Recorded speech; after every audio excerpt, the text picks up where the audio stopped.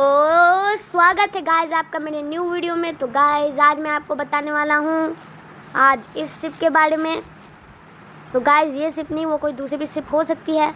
Guys आज मैं आपको दोबारा एक कहानी सुनाने जा रहा हूँ जो एक ऐसे ही शिप के बारे में है। तो गाइस बहुत समय पहले की बात है, एक कंपनी एक बहुत बड़े शिप पे काम कर रही थी।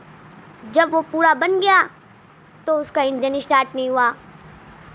उनको लगा कि अब इसे कोई नहीं बचा सकता, उनका बहुत घाटा हो गया। लेकिन मालिक ने मैनेजर से कहा, कोई नहीं, तुम शहर के सबसे अच्छे इंजीनियर्स बुला लो और इसे रिपेयर करवाने का काम शुरू कर लो। लेकिन उसने सोचा कि क्या इससे कुछ होगा, लेकिन फिर भी मैनेजर ने कुछ ऐसा ही किया। उसने शहर के सबसे अच्छे इंजीनियर बुलाए और उनको ये शिप दिखाया। उन्होंने लगभग बहुत टाइम ले लिया, लेकिन तब भी उन्हें ये पता नहीं चला कि इस शिप में कहाँ खराबी है। वैसे भी ये शिप बहुत ही बड़ा था।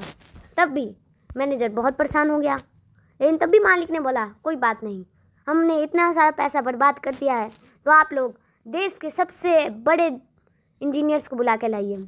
ऐसा ही किया मैनेजर ने। देश के सबसे बड़े इंजीनियर आए और इस जहाज़ को देखा।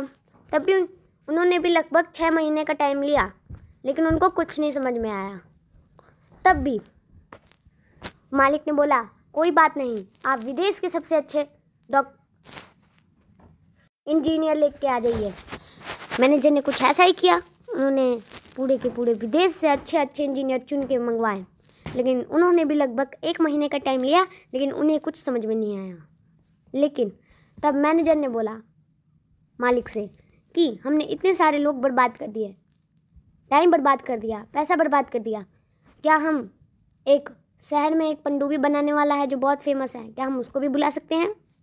मालिक ने बोला कि जिसे पूरे विश्व के सबसे अच्छे इंजीनियर नहीं सुधार पाए, उसे एक पनडुब्बी सुधारने वाला कैसे बनाएगा, वो भी शहर का बस। लेकिन तब भी मालिक ने बोला, जाओ उसे बुला के ले आओ। पनडुब्बी बनाने वाले को मैनेजर ने बुला के लाया।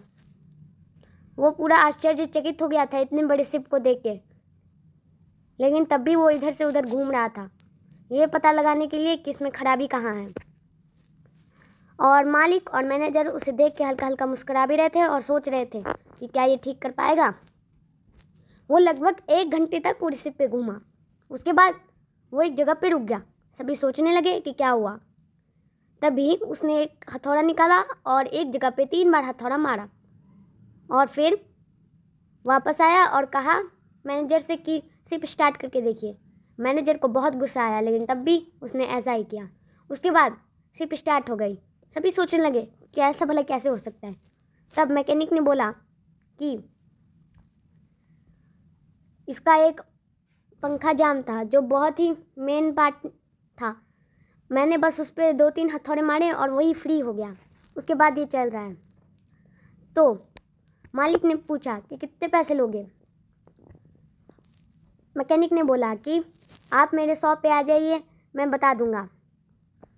तब मालिक ने बोला, जाओ मैनेजर, तुम जाके उसके